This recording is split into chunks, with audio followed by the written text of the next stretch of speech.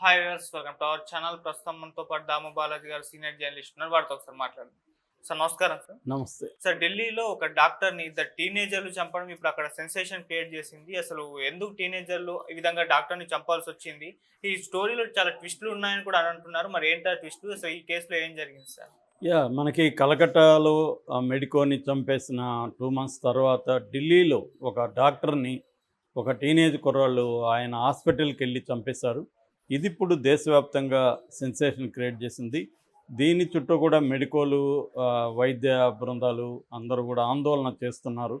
అయితే దీంట్లో అనేక ట్విస్టులు కూడా చోటు చేసుకున్నాయి. కొద్దిగా విచిత్రమైన స్టోరీనే అని చెప్పొచ్చు. సినిమాటిక్‌గా కూడా ఉంది. ఎవరైనా సినిమాలో కూడా ఈ కనీసం ఎపిసోడ్ అయినా వాడుకుంటారేమో అని నాకు అనిపిస్తుంది. నేనైతే ఎప్పుడూ ఇలాంటి స్టోరీ వినలేదు. సో, ఈ స్టోరీ ఏం జరిగిందనేది చూద్దాం. ఢిల్లీలో సౌత్ ఈస్ట్ ఢిల్లీలో ఆహ్, జైత్పూర్ ఎక్స్‌టెన్షన్ అనే ఒక ప్లేస్ ఉంది. ఆ ఏరియాలో ఒక ఆహ్, నిమా హాస్పిటల్. నిమా హాస్పిటల్ అంటే యునాని అంటే ముస్లిం ఇస్లామిక్ మెడిసిన్ వైద్యం అన్నమాట అది. నిమా దాని పేరు. నిమా హాస్పిటల్ అని ఉంది. Unani hospital. 3 bedded hospital. 3 beds మాత్రం ఉన్నాయి. ఒక నర్సింగ్ హోమ్ అని చెప్పొచ్చు. చిన్న నర్సింగ్ హోమ్. ఆ హాస్పిటల్‌కి బుధవారం హాస్పిటల్ వచ్చి డాక్టర్ జావేద్ అఖ్తర్‌ది. జావేద్ అఖ్తర్ అని ఆయన యునాని డాక్టరు. ఆయన అక్కడ ఉంటారు. సో, మొన్న బుధవారం లేట్ నైట్ ఒక ఇద్దరు టీనేజ్ కుర్రవాళ్ళు 16, 17 ఏళ్ళు ఉంటాయి. వాళ్ళిద్దరూ వచ్చి డ్రెస్సింగ్ చేసుకుని కాలికి చిన్న గాయమైందంటే కట్టుకడితే అక్కడ పర్వీన్ అనే ఒక నర్స్ ఉంది. ఆమె కట్టుకట్టింది. వాళ్ళు వెళ్ళిపోయారు.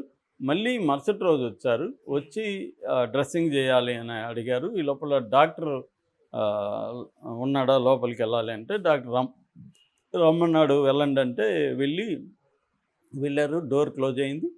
కాసేపటికి వీళ్ళకి తుపాకీ సౌండ్ వినపడింది. దా వినపడిన తర్వాత వీళ్ళు కంగారు పడి ఇది చేసే లోపల వాళ్ళు బయటకు వచ్చారు. ఇద్దరు కుర్రాళ్ళు. అందులో ఒక కుర్రాడి దగ్గర గన్ ఉంది.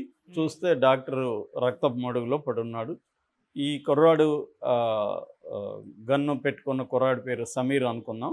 సమీర్ అనే అబ్బాయి గన్తో వీళ్ళ స్టాఫ్ని బెదిరించి బయటికి వెళ్ళి పారిపోయారు. దాంతో వీళ్ళు పోలీసులకి ఇన్ఫామ్ చేశారు. పోలీసులు వచ్చారు. వచ్చి చూసిన తర్వాత అడిగారు ఏం జరిగిందని. ఇలాగా నిన్నొచ్చారు కట్టుకట్టుగా, ఈరోజు వచ్చారు, వెళ్ళి కాల్ చేశారు, వెళ్ళిపోయారు, ఏం జరిగిందో మాకు తెలియదు అనేది వాళ్ళు చెప్పారు.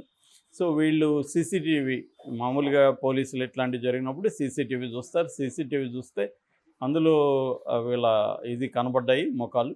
దాంతో వీళ్ళు సోషల్ మీడియాలో మామూలుగా ఇప్పుడు మనం ఫోటో పెడితే కూడా ఇమేజ్ రివర్స్ సెర్చ్ అంటారు కదా, అట్లా ఇమేజ్ ఉంటే కూడా సెర్చ్ చేయొచ్చు. ఇమేజ్లు ఎక్కడన్నా సోషల్ మీడియాలో ఉంటే అది చూపిస్తుంది. అలాంటి సెర్చ్లో ఒక అబ్బాయికి ఇన్స్టాగ్రామ్ అకౌంట్ యాక్టివ్గా ఉందనేది అర్థమైంది వాళ్ళకి. ఇన్స్టాగ్రామ్కి వెళ్ళారు. ఇన్స్టాగ్రామ్లో ఈ సమీర్ అనే అబ్బాయి గన్నుతో ఫోటో పెట్టుకున్నాడు. ఫోటో పెట్టి అతను కర్దియా 2024 మే మర్డర్ అని పెట్టాడు. అంటే నేను 2024లో మర్డర్ చేశాను అనేది పెట్టుకున్నాడు క్యాప్షన్. పెట్టుకొని గన్నుతో ఫోటో తీసుకున్నాడు. దాన్ని అక్కడ పెట్టాడు. సో, దాంతో అతన్ని ట్రాక్ చేశారు. ఆ సోషల్ మీడియాలో ఐపీ అడ్రస్ని పట్టుకొని ట్రాక్ చేసి అతన్ని పోలీసులు పట్టుకున్నారు. పట్టుకుంటే అతను ఇంకొక ఫ్రెండ్ అయితే దొరకలేదు. ఇతనైతే పట్టుకున్నారు. ఈ సమీర్ అనే అతను చెప్పింది ఏంటంటే, ఈ డాక్టర్ దగ్గర ఫస్ట్ రోజు వచ్చినప్పుడు మాకు గొడవైంది. అతను 1200 ఫీజు అడిగాడు. మేము లేదు అంత ఇవ్వలేమని మేమున్నాం. దాంతో గొడవలైనా మా ఇద్దరి మధ్య. ఫైనల్గా మేము 400 ఇచ్చి బయటకు వెళ్ళాం. అప్పుడు డాక్టర్ తిట్టాడు, మీరు ఇలాంటి వాళ్ళు ఎందుకు వస్తారు మా హాస్పిటల్కి అవన్నీ అని. ఆ కోపంతో నా ఫ్రెండ్స్కి చెప్పాను. మేము ఒక గన్ను కొనుక్కొని పిస్టల్ ఒకటి కంట్రీ మేడ్ పిస్టల్ కొనుక్కొని ఇతను చంపేస్తామనేది వాళ్ళు చెప్పింది. దీన్ని ఫస్ట్ పోలీసులు నమ్మారు. నమ్మి అనుకున్నారు ఇలాగే అని. అయితే స్టాఫ్ని అడిగారు. గొడవ అయితే ఏం జరగలేదు. ముందు రోజు వచ్చారు, కట్టుకున్నారు, వెళ్ళిపోయారు. మరుసటి రోజు వచ్చారు, నేరుగా డాక్టర్ రూమ్లోకి వెళ్ళి ఇమ్మీడియట్గానే వాళ్ళు వెళ్ళగానే ఫైరింగ్ వినబడింది అనేది వీళ్ళు చెప్పారు. దాంతో ఇతను అబద్ధమైన స్టోరీ చెప్తున్నాడని వాళ్ళు మళ్ళీ ఇతన్ని విచారించారు. అప్పుడు అసలు స్టోరీ చెప్పాడు. ఈ అసలు స్టోరీని అసలు ట్విస్ట్ అనమాట. ఇదేంటంటే ఒక వ్యక్తి ఈ ఈ సమీర్ అనే అబ్బాయి ఒక అమ్మాయిని ప్రేమిస్తున్నాడు. ఓకే. ఈ అమ్మాయిని పెళ్లి చేసుకుందామని సమీర్ అనుకున్నాడు. సో ఆ అమ్మాయి ఏమనిందంటే మా నాన్నతో వచ్చి మాట్లాడని చెప్పింది. వీళ్ళ నాన్నతో వీడెళ్ళి మాట్లాడాడు. ఫ్రెండ్ని తీసుకెళ్ళి వీళ్ళ నాన్నతో మాట్లాడాడు. వాళ్ళ నాన్న నా కూతుర్ని నీకు ఇచ్చి పెళ్లి చేయడానికి నాకు అభ్యంతరం లేదు, బట్ ఒక కండిషన్ ఉందని చెప్పాడు. నువ్వు ఒక పని చేస్తే నేను నా కూతుర్ని నీకు ఇచ్చి పెళ్లి చేస్తాను. ఏం పని అంటే పలాని జావేద్ అఖ్తర్ అనే ఒక డాక్టర్ ఉన్నాడు, అతన్ని కానీ నువ్వు చంపితే నీకు నా కూతుర్ని ఇచ్చి పెళ్లి చేస్తాను. సో ఇది అనమాట అసలు ట్విస్ట్. ఇంకా ఒక ట్విస్ట్ ఉంది.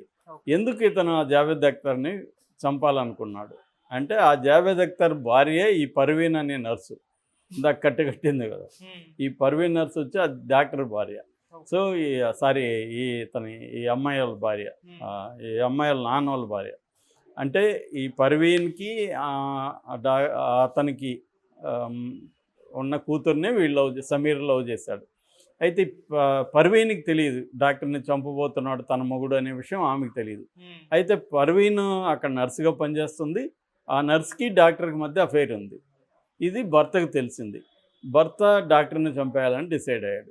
డిసైడ్ అయ్యి ఆయన ఎలా చంపాలా ఏంటని ఆలోచిస్తుంటే ఈ కుర్రాడు వచ్చి మీ కూతురు నేను లవ్ చేస్తున్నాను, పెళ్లి చేసుకోవాలని అన్నాడు. వాళ్ళని చూస్తే కొంత లంపెన్ లాగా కనబడ్డారు ఆయనకి. సో చూద్దాము వీడికి ఇద్దాము అని వాడు నువ్వు కానీ చంపితే నీకు నా కూతుర్ని ఇస్తానని చెప్పాడు. ఆ కుర్రాడు వాడు కొద్దిగా లంపెన్ కాకపోతే ఎవరైనా ఇలాంటి డీల్కి ఒప్పుకుంటారా? కానీ వాడు కూడా కొంత లంపెన్, వాడిని చూస్తేనే బక్కబక్కగా అలాగా ఉన్నాడు. సో లంపెన్ కాబట్టి వాడు కూడా ఒప్పుకున్నాడు. అయితే మా దగ్గర డబ్బులు లేదంటే ఇతను ఏటీఎం కార్డు ఇచ్చాడు. ఈ ఏటీఎం కార్డు తీసుకొని వాళ్ళు బ్యాంకులో డబ్బులు డ్రా చేసుకొని వెళ్ళి గన్ను కొన్నారు. అంటే వాళ్ళకి ఆల్రెడీ క్రైమ్ బ్యాచ్తో కొంత సంబంధాలు ఉన్నాయి, రౌడీ బ్యాచ్లతో. దాంతో వాళ్ళు ఎవరిని పట్టుకొని మొత్తానికి ఒక గన్ను కొనుక్కొని ముందు రోజు రెక్కీ కోసం వచ్చాడు. అంటే ఈయన రూమ్ ఎట్లా ఉంది, ఇక్కడ చంపితే ఎలా వెళ్ళాలి, ఇవన్నీ ప్లాన్ చేసుకోవడానికి ముందు రోజు వచ్చి ఒక కట్టుకున్నట్టు డ్రామా ఆడి ఆ కాలు ఏదో ఇదైందనేసి కట్టుకొని అవన్నీ చూసుకొని వెళ్ళారు. మరుసటి రోజు వచ్చి కూల్గా డాక్టర్ దగ్గరికి వెళ్ళి చంపేసి వెళ్ళిపోయారు. ఇది బేసిక్గా ఇది చాలా షాకింగ్ గురి చేసింది. అంటే ఎవరైనా ఒక లవ్ స్టోరీలో ఇలాంటి ట్విస్ట్ ఉంటుందా? మామూలుగా లవ్ స్టోరీలో తండ్రి వ్యతిరేకించడము ఇంకోటి ఉంటుంది. కానీ తండ్రి తన భార్యతో అఫైర్లో ఉన్న ఒక డాక్టర్ని చంపమని కాబోయే అల్లుడికి కండిషన్ పెట్టడం అనేది నేనైతే ఫస్ట్ టైం వింటున్నాను ఇలాంటిది. సో ఇది ఇన్ని ట్విస్టులు ఉంది. దీంట్లో ఏంటంటే ఒకటి డాక్టరు అఫైర్ పెట్టుకున్నాడు అనేది ఒక ఇది. ఈయనకి అరౌండ్ 55 ఇయర్స్ ఉంటుంది ఈ డాక్టర్కి. ఆమె నర్సు, ఆమెకు ఒక 40 అలా ఉంటుంది. మామూలుగా కొన్ని హాస్పిటల్లో నర్సులకి డాక్టర్లకి అఫైర్లు అనేవి చాలాసార్లు వింటూ ఉంటాం మనం. ఎందుకంటే అతను వీళ్ళ బాస్ కాబట్టి. జనరల్గా ఆఫీసర్స్లో బాసులతో కింద పనిచేసే అమ్మాయిల అఫైర్లు అనేవి కామన్గా జరుగుతుంటాయి. ఒకటి ఏంటంటే బాస్ కాబట్టి వాళ్ళని కాదనలేరు. బాస్తో మంచిగా ఉంటే వీళ్ళకి ప్రమోషన్లు కావచ్చు, ఈమెను స్పెషల్గా ట్రీట్ చేయడం కావచ్చు, లీవులు పెట్టుకోవడం కావచ్చు, ఇలాంటివి అనేక సౌకర్యాలు వీళ్ళకి దొరుకుతాయి. దాంతోపాటు గిఫ్ట్లు ఇట్లాంటివి కూడా ఉండొచ్చు. ఇలాగా అనేక కారణాలతో అఫైర్లు పెట్టుకుంటూ ఉంటారు. చాలాసార్లు అవి ఉన్నాయి. దీని మీద లిటరేచర్ కూడా ఉంది. కథలు, నవల్స్, సినిమాలు కూడా ఉన్నాయి దీని మీద. సో ఇది వర్క్ ప్లేస్లో అతనికి అనుకూలంగా ఉండొచ్చు, తను కాదన్నదనే ధైర్యం ఉండొచ్చు. దాంతో తన అఫైర్లోకి వెళ్ళింది. మరి భర్తకి ఎలా తెలిసిందనేది తెలియదు, కానీ భర్త క్రైమ్లకి దీన్ని వెళ్ళిపోయాడు. మామూలుగా అయితే ఈ మధ్యకాలంలో మనకి ఇటువంటి ఎక్స్ట్రా మ్యారిటల్ రిలేషన్షిప్ చుట్టూ క్రైమ్స్ అనేవి నిజానికి పాతకాలం నుంచి ఉంది. మిడిల్ ఏజెస్ ముందు నుంచి కూడా ఎక్స్ట్రా మ్యారిటల్ రిలేషన్షిప్స్ క్రైమ్స్ అనేవి ప్రపంచం అంతా, ఇండియానే కాదు. అయితే ఏమవుతుందంటే అడ్వాన్స్డ్ కంట్రీస్లో కొంత తక్కువ ఉంటుంది. అడ్వాన్స్ కంట్రీస్లో ఏంటంటే వాళ్ళు ఓపెన్ అప్ అయిపోయి చెప్పుకోవడం అవన్నీ ఉంటుంది. నాకు అఫైర్ ఉంది, నేను వదిలేస్తాను. ఇక్కడ ఏమంటే అంత ఈజీగా కూడా భర్తని ముఖ్యంగా ఇది ముస్లిం ఫ్యామిలీ. సో ఆమె భర్తని ఇప్పుడు వదిలేసి డాక్టర్తో ఉండే పరిస్థితి కూడా లేదు. సో హ్యాపీగా హాస్పిటల్లో ఉంటుంది, నడిపేస్తుంది. కానీ భర్తకు తెలిసిందనే విషయం ఆమెకు తెలిసినట్లేదు. ఈ భర్త కొంత తెలివైనోడుగా కనబడుతున్నాడు. ఎందుకంటే తన అనుమానం భార్యకి తెలియకుండా జాగ్రత్త పడితే ఆ డాక్టర్కి చెప్పుండేది కదా, ఆమె కొంత జాగ్రత్త పడ్డమో లేకపోతే ఆమెను తీసేయడం ఏదో డాక్టర్ చేసేవాడు. అతను హ్యాపీగా ఉంది, భర్తకు తెలియకుండా మనం మేనేజ్ చేస్తున్నాం అనుకున్నాడు. నేను అందుకే ఆయనకి సార్లు చెప్తుంటా, ఎప్పుడైనా ఒక ఎక్స్ట్రా మ్యారిటల్ రిలేషన్షిప్లోకి ఎంటర్ అవుతుంటే దాని వరస్ట్ సినేరియో ఏముండొచ్చు, ఆ వరస్ట్ సినేరియోకి నేను రెడీనా అని ఇద్దరు కూడా అనుకోవాలి. దానికి రెడీ అయితేనే అఫైర్లు పెట్టుకోవాలి తప్ప, ఒకసారి అఫైర్లోకి వెళ్ళిపోయినాక వరస్ట్ సినేరియో అందరికీ జరుగుతుందని చెప్పలేం. కానీ ఎక్కువ జరుగుతున్నాయి ఈ మధ్య. జరుగుతున్నప్పుడు వరస్ట్ సినేరియో అంటే చావు. వరస్ట్ సినేరియో అంటే ఈ అఫైర్కి మనం చనిపోవడానికి సిద్ధంగా ఉండి అఫైర్ పెట్టుకోవాలి. సో లేకపోతే ఆలోచించాలి, ఈ భర్త ఎవరు ఏంటి ఇవన్నీ. ఇవేవి ఇప్పుడు ఇవాళ జనరేషన్కి అంత ఓపిక ఉండదు. రెండోది, నా ఇష్టం వచ్చినట్టు నేను బతుకుతా, నా లైఫ్ అంటే ఎంజాయ్ చేయడమే, నేను ఎందుకు ఒకరితోనే ఎంజాయ్ చేయాలి, ఇలాంటి ఫిలాసఫీలు అంతా బాగా పెరుగుతున్నాయి కాబట్టి ఇది జరుగుతున్నాయి. అయితే క్రైమ్ కూడా దీనికి రిలేటివ్గా క్రైమ్ కూడా అదే రేంజ్లో పెరుగుతూ ఉంది ఇండియాలో. ఈ కైండ్ ఆఫ్ క్రైమ్ రివర్స్లో అమ్మాయిలు కూడా అబ్బాయిల్ని, ముఖ్యంగా భర్తల్ని భార్యలు చంపే క్రైమ్స్ కూడా బాగా పెరిగాయి. ఇదేమో టిపికల్గా జరిగేది. కాకపోతే ఇక్కడ ట్విస్ట్ వచ్చి తన కాబోయే అల్లుడినే హంతకుడిని చేసిన ఇతను అనమాట. కాబోయే అల్లుడినే హంతకుడిని చేసేసాడు కిరాయి. అంటే తన కూతురు, అంటే ఇతను